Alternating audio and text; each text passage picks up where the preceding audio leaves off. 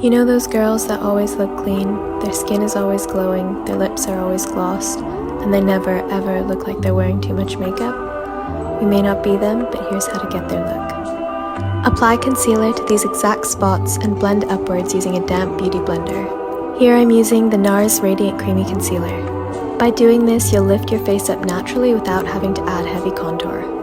Next up, brows. Whether you've got a lot of brow or a little, all you have to remember is that brows are very powerful tools when it comes to lifting up the face.